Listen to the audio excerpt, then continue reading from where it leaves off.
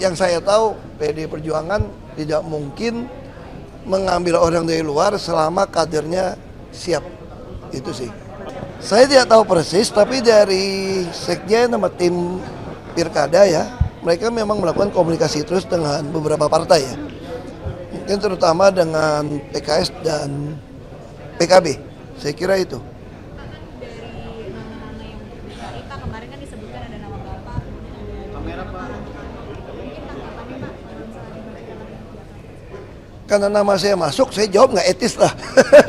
Ini tanya-tanya sama Pak Jarod aja, tambah yang lain. kemarin Pak Jarod juga menantang PKS begitu untuk berani nggak mendukung Pak Ahok begitu di pilkada.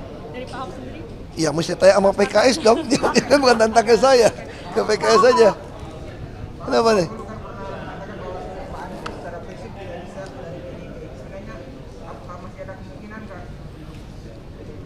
Saya tidak tahu itu ya, tapi kalau lihat dari sistem PD Perjuangan kita partai pelopor kan, kita ini partai kader.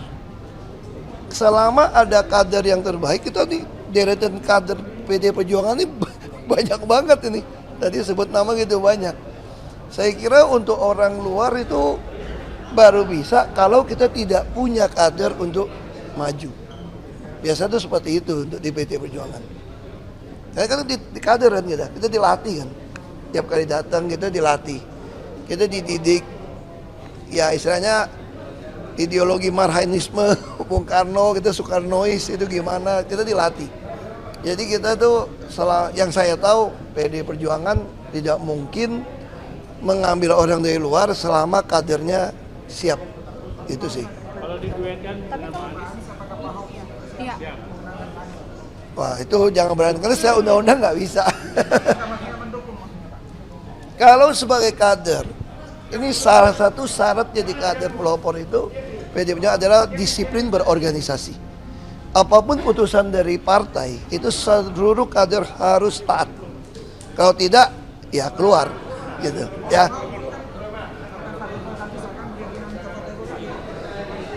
Ya, saya agak sedih juga. Kenapa nih Pak? Kenapa Pak? Saya nggak tahu, terutama kayak Pak Yusuf Hamka kan teman juga ya. Waktu itu beliau udah banyak kontak saya, mungkin mau maju Jakarta kan. Ya melihat seperti ini, ya mungkin aja tulisan skenario akan lawan bukan kota kosong, pola Solo atau apa, saya nggak tahu. Kita tunggu aja. Tapi secara demokrasi sebetulnya kita juga berpikir mungkin ke depan. Saya kira pemerintah dan DPR RI mungkin harus memikirkan bukan cuma memberikan batas minimum pencalonan, tapi mungkin ada batas maksimum supaya rakyat itu punya pilihan yang banyak. Jadi harus ada gitu loh, ada batas maksimum, harus mencalonkan, dan mungkin seperti presiden juga kan, kalau partai tidak mencalonkan akan sanksi tidak bisa ikut pemilu atau pilkada berikutnya. Tapi tentu harus ada batasan, sehingga tidak ada lagi cerita borong-memborong atau ada partai yang takut. Kami juga ada kabupaten yang mengalami, karena bupati kerja dengan baik, semua partai nggak mau tanding ini. Semua partai nggak mau tanding. Nah itu kan juga kurang bagus untuk proses kaderisasi partai.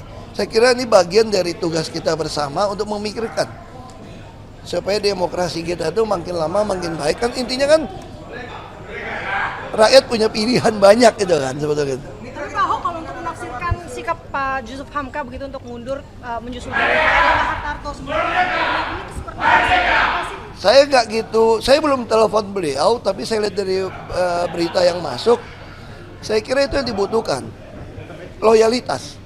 Sebetulnya apa sih yang diharapkan dari orang selain kesetiaan sebetulnya? Itu yang diharapkan gitu loh. Kita punya integritas, yang diharapkan itu ada kesetiaan. Kalau kita masih sepakat ya, kan nggak mungkin kita berjalan berdua kalau kita nggak sepakat dong.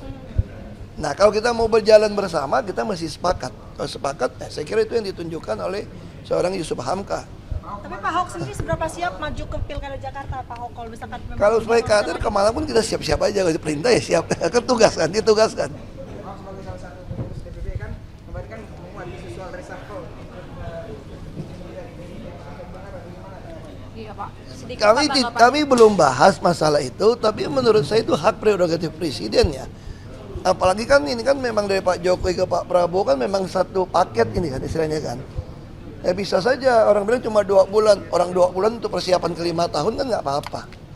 Pak AHY juga ngomong kan, waktu itu saya baca berita ini 6 bulan nih, kan 6 bulan untuk lanjut. Saya kira oke aja. Tapi sebagai upaya menggembosi PDIP dan lain sebagainya, menganggap seperti itu nggak sih Pak? Kalau Saya menteri reshuffle itu saya akan kira menteri diganti tidak hubungan dengan menggombosi PDIP ya. Ya kan? Saya ditahan aja nggak menggombosi saya kok. Selama Anda punya integritas, selama Anda mempunyai nama baik, siapapun nggak bisa menggembosi Anda. Yang kita khawatir itu Anda menyerupai mereka, jadi rusak di mata rakyat gitu loh. Nah kita pegang, kalau istilahnya apa ya, saya lupa nih, Mahatma Gandhi itu siapa bilang, kalau mau bisnis itu pakai nurani, tapi kalau mau berpolitik pegang prinsip. Nah PD Perjuangan itu pegang prinsip, kita pegang prinsip, itu aja sih. Ya, makasih ya.